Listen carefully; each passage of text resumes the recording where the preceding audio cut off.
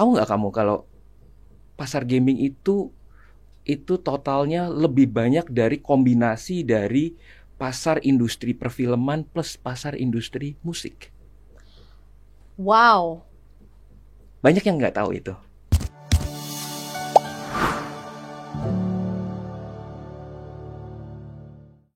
Nah, kita udah ngomongin soal game lokal gitu kan. Iya. Tadi kan ada mention ekosistem. Ya. Salah satu yang harus juga mendukung itu kan sebenarnya perangkatnya ya. Yep. Ya kan, tadi Ya. disebutin ada mobile gaming, terus Ya, PC gaming. gitu ya. Sampai dengan hal lain, device apapun itu yang support untuk itu. Ada data riset, katanya ada permintaan perubahan karena lifestyle yang berubah dari para pemain game gitu ya. Sehingga produsen-produsen PC dan laptop berubah gitu. Mereka minta yang lebih kompatibel, lebih mudah dibawa kemana-mana, dari sisi berat dan lain-lain. Itu dari Pak Edi yang memang sangat expert di bidang itu gitu ya. Gimana ngeliat hal ini gitu? Ya. Kondisi dan fenomenanya. Ya, fenomenanya memang lifestyle. Ini kita bicara lifestyle ya. Game itu sekarang sudah menjadi gaya hidup.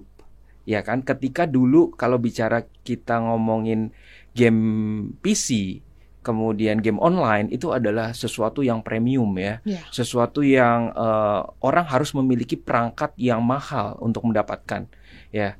Tapi kalau sekarang kita bicara, game itu sudah menjadi sebuah komoditas.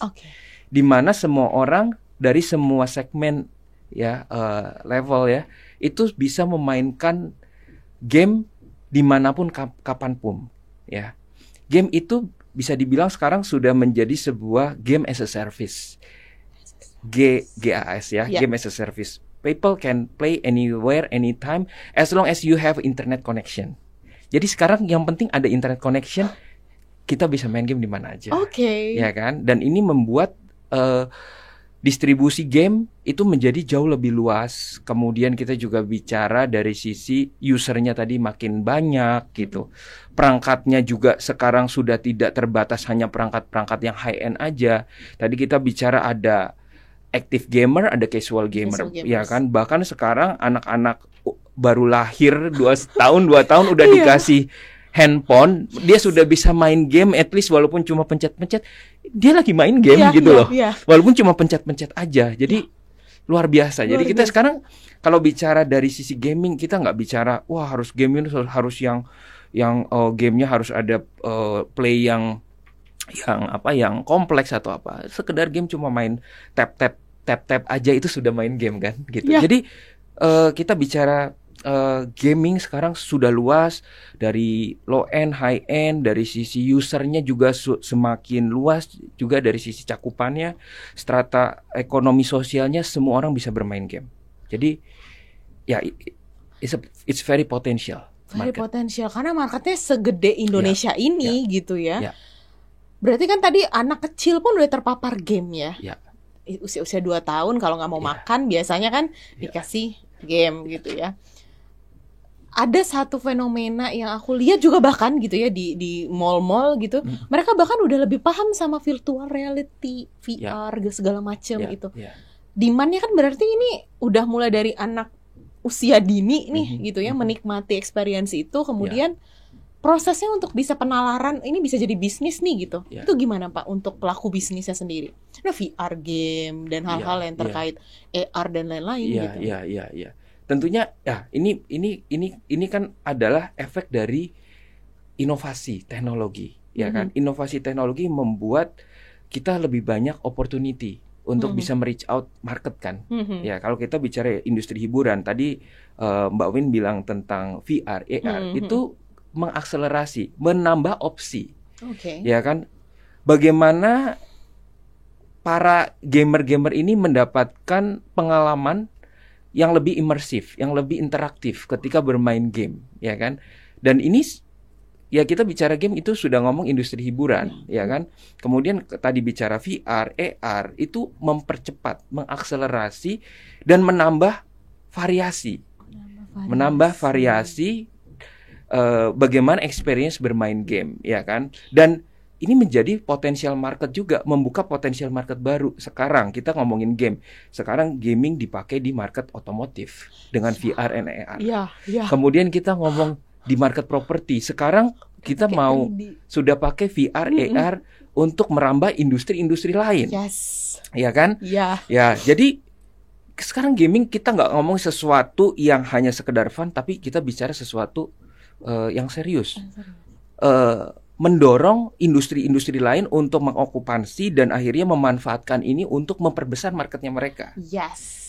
Which is captive market industri gaming itu makin luas. Belum kita bicara industri edukasi. Wow. Pendidikan luas banget kan? Luas sekarang banget. Pendidikan, ya contoh lah kita lihat anak-anak sekarang bisa menangkap mata pelajaran itu kalau disisipi unsur-unsur gamenya, game-game edukasi.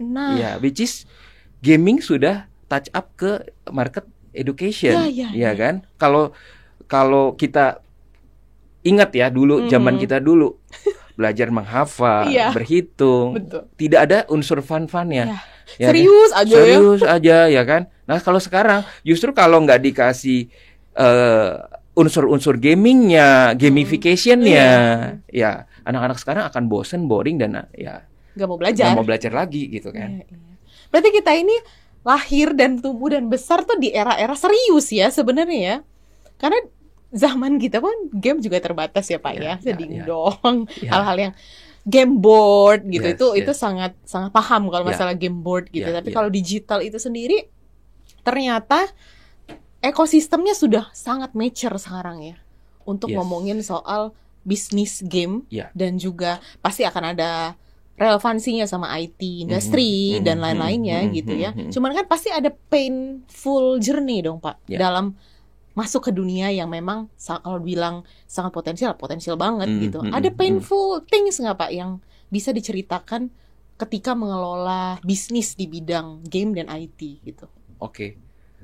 Painfulnya adalah mengedukasi market untuk sesuatu yang baru, untuk sesuatu yang benar. Sebenarnya sesuatu yang baru dan benar. Sesuatu yang baru, sesuatu yang benar itu cukup challenging. Jadi sebenarnya kalau kita ngomong potensi market, kita ngomongin enak lah, ya kan? Mungkin cuannya ada lah, gitu kan bahasanya. Tapi memulainya itu selalu challenging. Mengedukasinya bagaimana? Tadi kita bicara teknologi deh, ya kan? Pertama kali kita memperkenalkan VR, AR di market, pasti banyak sekali tantangannya. Orang merasa, pakai kacamata VR nggak enak, ya kan? Kemudian, perangkatnya ribet, ya kan?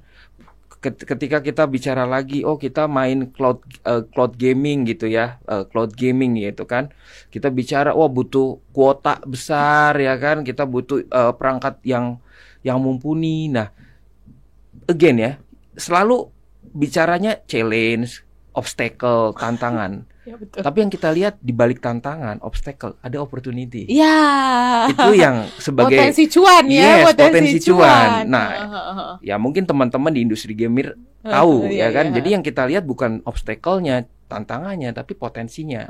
Jadi memang selalu yang berdarah-darah adalah di awal. Membangun komunitasnya. Ya kan? Ketika untuk mengedukasi teknologi baru, ada game-game baru, ya tadi butuh community, kemudian kita butuh lebih banyak orang yang meramaikan ataupun bicara tentang game ataupun perangkat gamingnya. Dan satu lagi, butuh akses pemodalan yang lebih besar lagi ketika kita bicara investment, bicara marketing, ya kan? Dan tadi kita juga bicara dari sisi tadi ya, support dari ekosistemnya. Kita nggak bisa hanya bekerja sendiri. Contoh misalkan kalau di industri kita, di industri saya memang lebih fokus ke perangkat gamingnya.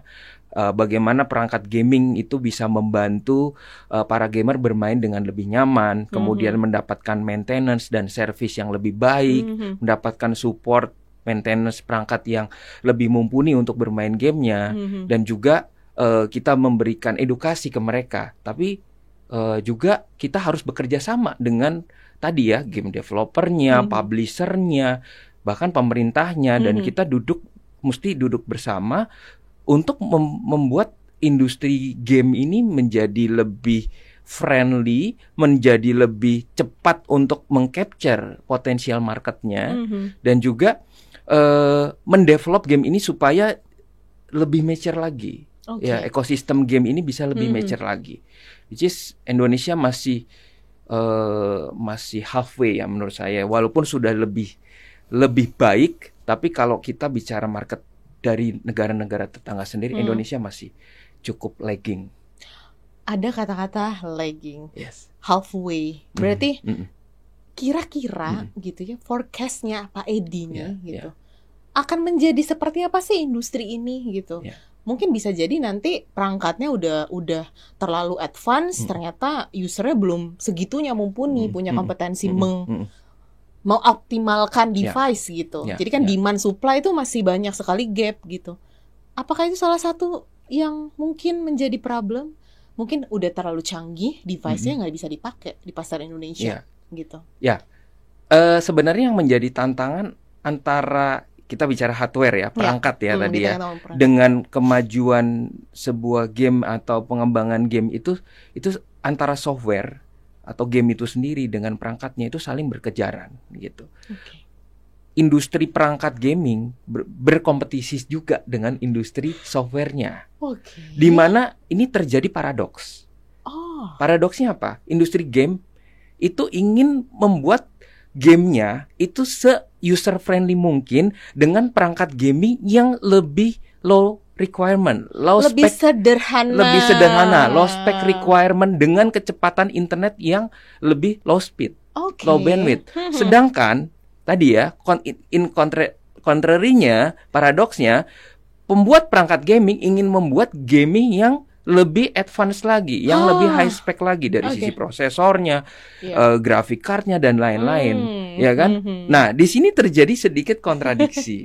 Dan tentunya kan market lebih banyak mana? Kita bicara tentunya lebih banyak market yang bermain dengan game-game yang lebih low spec kan, yang lebih friendly, user friendly dari sisi perangkat maupun dari sisi teknologinya. Ini kadang-kadang masih menjadi kontradiksi di industrinya. Sedangkan kita yang menyedia di provider hardware providernya, ketika semakin sedikit publisher ataupun developer game yang membuat game-game AAA ataupun yang membutuhkan perangkat lebih tinggi, kan berarti ini juga menjadi sebuah potensi loss kan, atau akhirnya menjadi terhambat perkembangan kecepatan dari sisi bisnis perangkat gamingnya gitu. Dan ini menjadi challenge ya di satu sisi kalau kita bicara perangkat gaming. Dan sekarang kalau kita bicara leap-nya, perangkat gamingnya sudah jauh lebih meninggalkan dari sisi kecepatan kebutuhan dari si game requirement itu sendiri.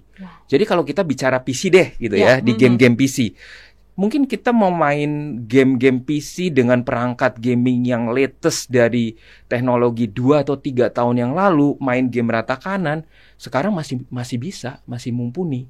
Masih bisa pakai itu ya?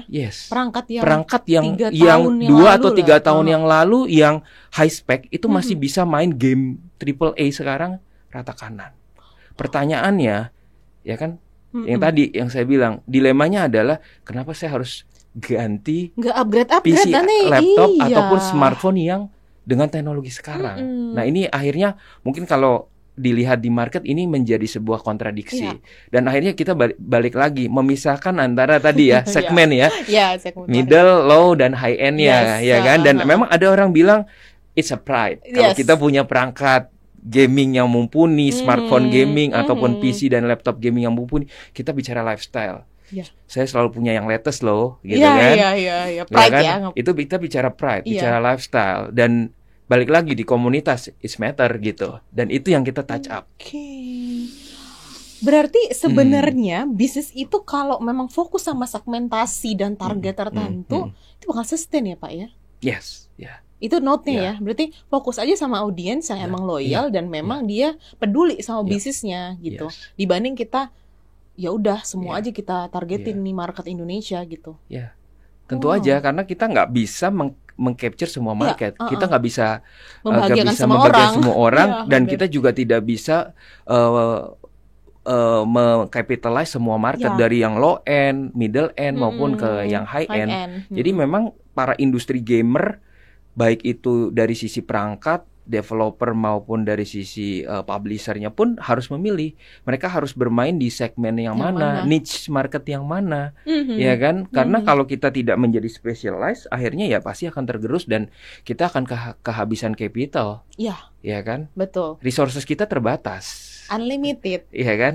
Limited. Unlimited. Oke. Maunya unlimited. Maunya unlimited, ya kan? Bener, tapi in reality limited. Semuanya limited gitu. Harus dikelola ya. Dan itu harus kita harus pandai-pandai, bijak-bijak untuk memilih di mana memang kita good at. Oke. Nah, kita ngomongin wah berarti pantesan 15 tahun lebih nih gitu ya.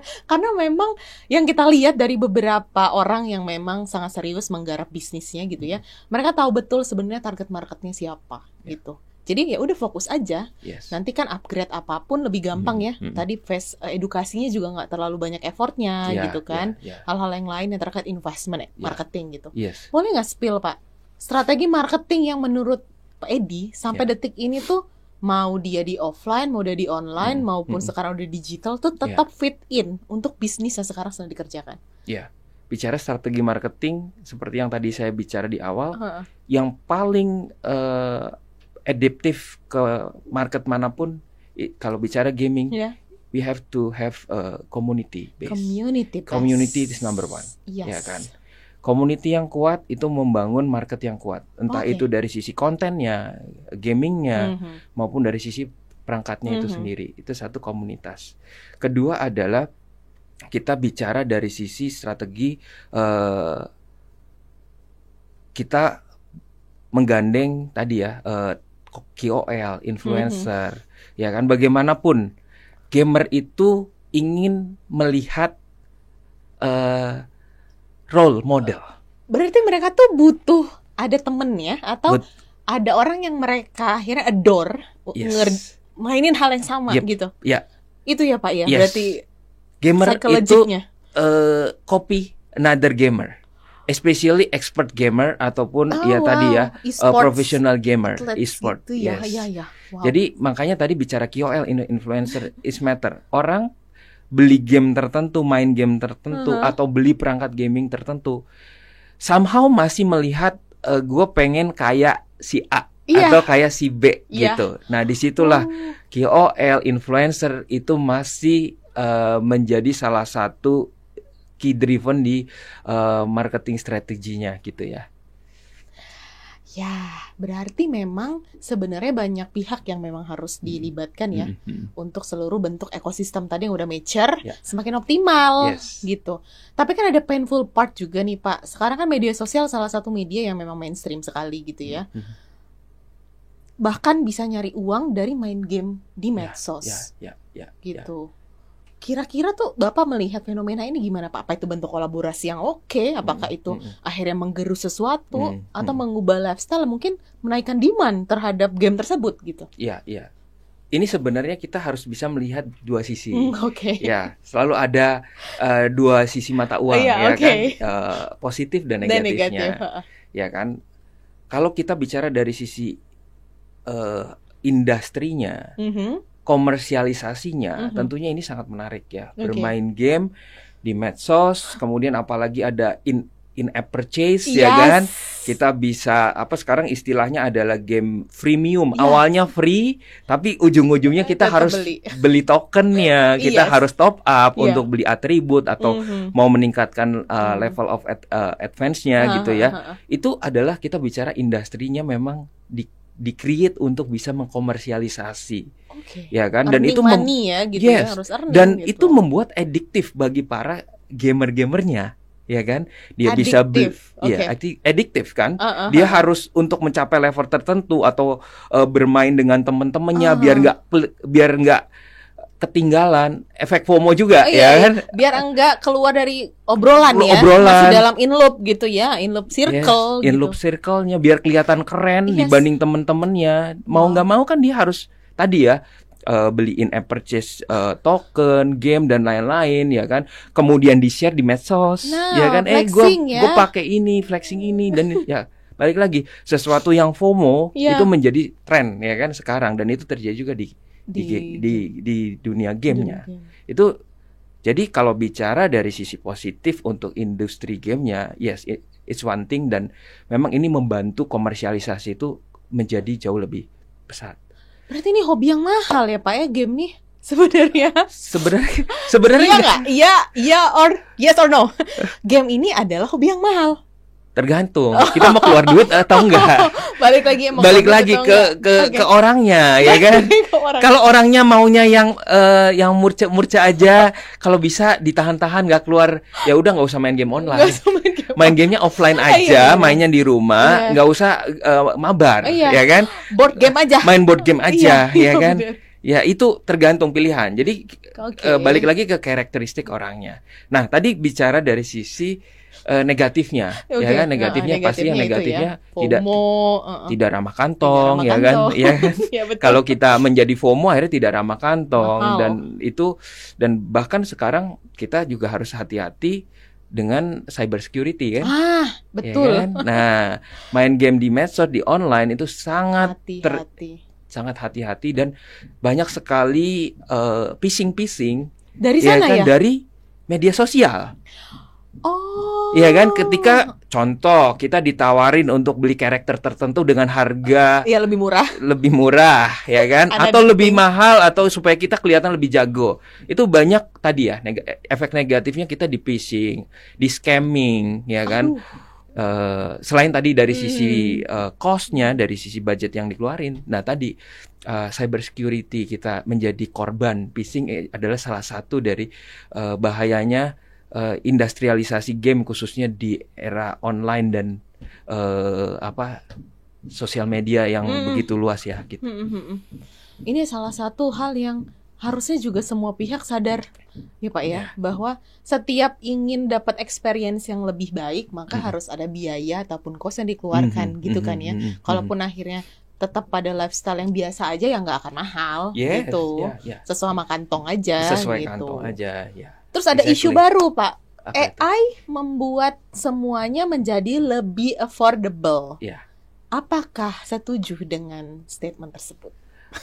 AI menjadi affordable, kita melihatnya dari kacamata siapa dulu nih? Kacamata user dan konsumen pastinya. Kacamata user and konsumen, kita masih bicara gaming atau? Kita masih bicara gaming. Gaming ya. Gaming. Sebenarnya kalau bicara AI itu lebih membuat jadi affordable, saya bilang relatif ya. Ya, relatif. Balik lagi guys, relatif. Tergantung. Kita harus dari sisi. Jadi kita nggak boleh pro di satu sisi doang nih. Kalau Sultan mungkin itu nggak jadi isu, ya kan. Tapi kalau kita bicara low budget gamer, casual gamer, well, mereka mungkin menjadikan AI ini membantu untuk mereka bisa lebih personalize, ya kan, lebih mudah dan murah dalam menjangkau game-game yang lebih pricey. Well, mungkin ya tadi itu market akan terseleksi sih, ya kan? Seleksi alam balik lagi seleksi alam. Kalau budget kita pas-pasan ya kita nggak menganggap itu menjadi sebuah driven gitu kan? Ya enggak, saya cukup bermain game ini tanpa AI cukup gitu. Tapi kalau kita yang orangnya tech enthusiast, game enthusiast, dan kita harus selalu keep update, tentu kita akan mencari teknologi-teknologi baru yang memang berbasis AI. Dan itu menjadi visualisasi gamenya jauh lebih imersif ya, lebih interaktif ya, dengan tadi ya dukungan AI tadi gitu. Oke, berarti bisa dikategorikan segala hal ini tergantung nanti sama target marketnya nih, gitu ya. Balik lagi. Intinya adalah bagi pelaku industri harus lihat niche marketnya, target segmentasi mana yang kita mau hit gitu ya. Dan bagi usernya, bagi playernya sendiri, dia juga harus memilih. Saya ada di casual gamer, ya kan, atau middle casual, ataupun active gamer atau pro player gitu kan. Ya, jadi kita harus mendefinisikan diri kita. Jadi sebenarnya basicnya adalah mengenali diri kita, ya kan. Kita harus bisa self evaluation di situ ya. Baik itu dari sisi pelaku industrinya maupun dari sisi si gamernya itu sendiri, maupun dari sisi usernya itu memang harus bisa tahu limitnya, tahu saya ada di mana, dan tidak hanya sekedar FOMO dan ngikutin market aja gitu. Oke. Balik lagi tadi, banyak hal yang akhirnya emang kita semua hal di dunia ini harus tahu diri sendiri dulu ya, untuk bisa maksimum di part mana gitu ya, sebagai pebisnis dan juga konsumennya. And the latest sekarang ini kan banyak tren baru juga Pak untuk menikmati game, gitu ya. Bisa nggak ceritain yang menurut Pak Edi tren ini paling keren nih untuk dari sisi pelaku bisnis dan juga konsumen untuk menikmati industri ini? Ada nggak the latest? Menikmati industri game dalam arti dari sisi teknologinya. Dari sisi teknologinya. Tadi kita bicara VR dan AR ya. VR dan AR menurut saya itu adalah one thing di mana itu membuat pengalaman bermain game itu menjadi lebih real. Dan itu menurut saya adalah breakthrough di dunia gaming. Ya, tapi saat ini posisinya masih belum mature, masih jauh dari mature, dan yang menjadi challenge adalah belum ada perangkat gaming yang membuat user merasa nyaman menikmati experience itu dengan di jangka waktu yang lama, gitu ya. Jadi ini masih menjadi tantangan, dan menurut saya ini opportunity bagi bisnis perangkat gaming di masa depan, ya kan? Sekarang mungkin Mbak Win lihat ya, ada kacamata gaming, ya kan? Kita bisa ada kacamata VR, AR, tapi itu belum sepenuhnya membuat nyaman para gamer, dan harganya masih mahal. Itu belum masih bisa costly, jadi belum terjangkau, produk massal, belum bisa gitu menjadi ya. komoditi bagi para gamer. Itu yang pertama. Kedua adalah tadi saya ngomong, menurut saya salah satu breakthrough adalah gaming as a service tadi. Ya, jadi menurut saya itu adalah sebuah breakthrough di teknologi di mana kita bisa main game kapanpun, dimanapun, dan juga sesuai dengan kebutuhan kita, sesuai budget kita. Sesuai budget kita. Gitu.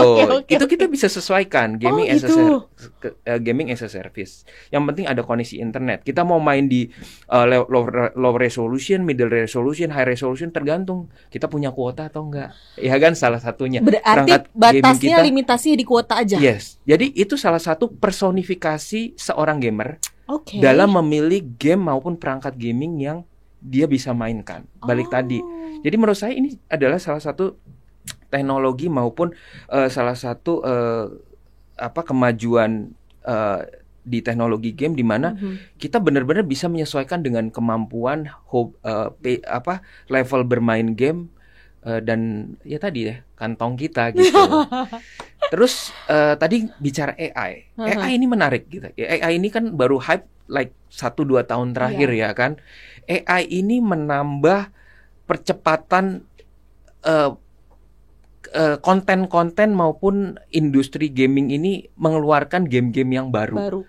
Karena kalau dulu gaming itu di-develop secara manual, dengan bantuan AI, para game developer bisa menciptakan game-game baru dengan jauh lebih cepat, dengan karakter yang lebih menarik, ya kan, personifikasinya lebih cepat, dan dari sisi story-nya juga sekarang jauh lebih kompleks gitu. Dengan bantuan AI combine with human, ya kan. Jadi menurut saya AI ini menjadi salah satu breakthrough juga di teknologi gaming, di mana akan membuat ekosistem gaming ini jauh lebih cepat dari sebelumnya. Gitu. Ada kata percepatan ya, akselerasi percepatan gitu. Tapi juga harus dituntut sama smart user dong. Exactly. Part edukasi lagi. Balik lagi kan? Iya. Edukasi lagi kan? Jadi kan lagi-lagi painful para pebisnis nih, Pak Edi, kan sebenarnya memang adalah memulai untuk mengedukasi bahwa ada sesuatu yang bisa memberikan experience baru atau kesenangan baru gitu ya. Nah, boleh nggak kasih tips untuk teman-teman di luar sana yang lagi pengen mulai bisnis, apapun bisnisnya, ada nggak trik? Tadi kan mulainya dari community gitu ya, keresahan community dan lain-lain. Ada nggak tips yang ini bisa langsung diimplementasikan kalau kamu mau mulai bisnis sendiri? Yang pertama harus kenali dulu marketnya. Kemudian kita sudah kenali marketnya, kita pelajari kebutuhannya. Pelajari kebutuhannya. Di market mana kita merasa bagus untuk mensupport ataupun memfulfill kebutuhan market tersebut. Karena kebutuhan bicara market gaming ataupun market creator ataupun market di luar non gaming pun kan kita harus bicara kalau memulai bisnis itu harus menjawab kebutuhan market. Iya. Pain-nya yang mau dijawab ini pain yang mana? Betul nggak? Betul. Jadi pain mana yang mau dijawab? Apakah dari sisi gamenya, kontennya, animasinya, desain visualisasi, atau perangkatnya, atau maintenance perangkatnya. Kita harus memilih game mana yang kita artinya field mana di game development ini yang kita mau sasar gitu.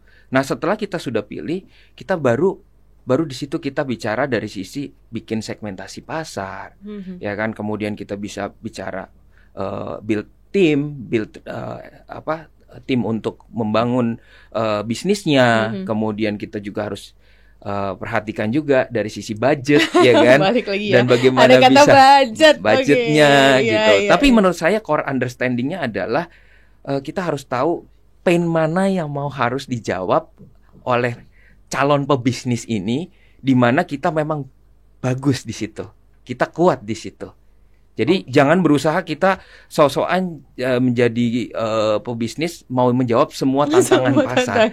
Kita bisa babak belur kan. Greedy kita. Itu rakus kan. Rakus jadinya. Yes. Itu. Berarti teman-teman ingat kata-kata yang tadi ya, berarti pain apa yang ingin dijawab itu harus tahu dulu. Balik lagi. Terus kalau misalnya ngomongin tadi, ada hard skill atau soft skill tertentu nggak yang harus dimilikin sama orang yang mau mulai bisnisnya? Specifically keterampilan yang harus ada minimum gitu. Selain tadi kan disebutin ya, kita harus tahu diri kita sendiri dulu gitu. Yes. Keterampilan apa Pak yang dibutuhkan untuk bisa sampai bangun bisnis 15 tahun, 20 tahun dan lain-lain gitu. Berdasarkan experience Pak Edi. Oke.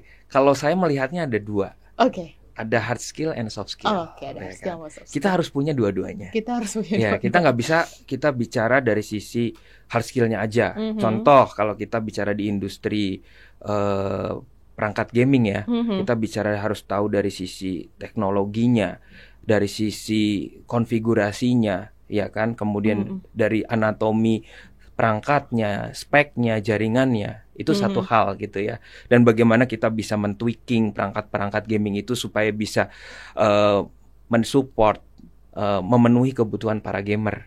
Itu kita bicara dari sisi hard skill. Hard skill. It's one thing. Dan memang kita bagaimanapun harus tahu ya. Harus perlu. Bagaimana kita bisa men-serving market sedangkan kita nggak tahu dari sisi know-how-nya, dari sisi hard skill-nya. Itu penting. Dan menurut saya kalau kita bicara dunia gaming, baik itu aplikasi gamenya ataupun hardware gamingnya, tetap hard skill itu harus dimiliki.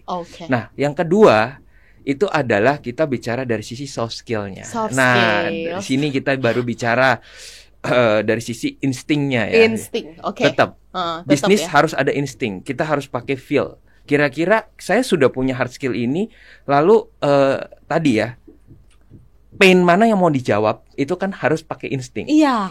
Kita harus tahu kekuatan kita fundamental kita mana, fondasinya mana, lalu kita jawab tuh berdasarkan insting kita.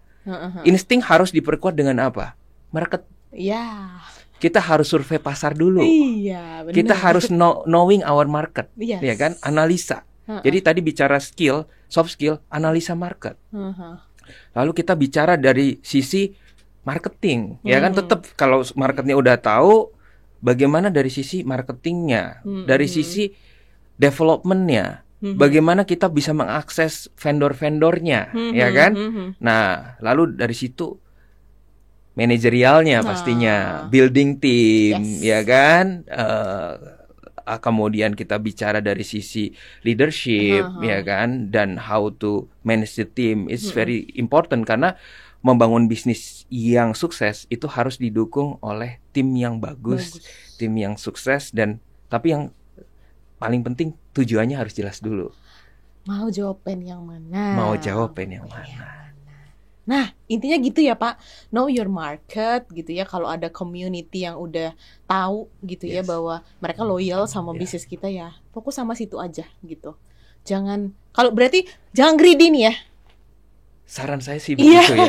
Saran Kecuali saya gitu. You have a lot of resources and then you have a lot of money, fund, capital to please all the market, ya kan, all the segment gitu. Unlimited resources. Iya, unlimited resources. Intinya gitu ya berarti. Oke, seru banget teman-teman semua. Sebelum kita mengakhiri episode 3 ini, ada closing statement yang pengen disampaikan nggak kepada penonton Kode Marketing dari seorang pebisnis yang udah ngejalanin bisnisnya sekian belas tahun untuk bisa membuka cakrawala deh gitu untuk penonton gitu. Oke, kalau kita bicara dari industri game aja ya, karena kebetulan kan kita selama 15 tahun di industri game, yang pertama adalah ikuti kata hati kamu. Live your passion. Itu menurut saya. Jadi ketika kita belajar dari apa yang kita suka, hobi kita, passion kita, itu adalah root, itu fundamental. Kita udah setengah jalan untuk mencapai kesuksesan kita. Selebihnya kita tinggal mengasah kemampuan dari sisi hard skill yang tadi kita discuss, kemudian mengasah dari sisi soft skill. Kita punya banyak resources untuk belajar, baik itu dari sisi formal maupun non formal, untuk mengasah hard skill dan soft skillnya. Tapi balik lagi, knowing your passion is very important and live with it. Wow, keren banget. Dicatat teman-teman, dicatat. Kita coba cheers dulu Pak. Oke, thank you. Finally kopinya diminum juga ya. Diminum juga akhirnya. Thank you for inviting. Jangan kapok, nanti kita ada lagi yang lain ya, ditunggu undangan berikutnya. Iya siap, kita bahas yang lain ya. Kita bahas yang lain nanti. Yes. Oke, thank you teman-teman, sampai ketemu. See you.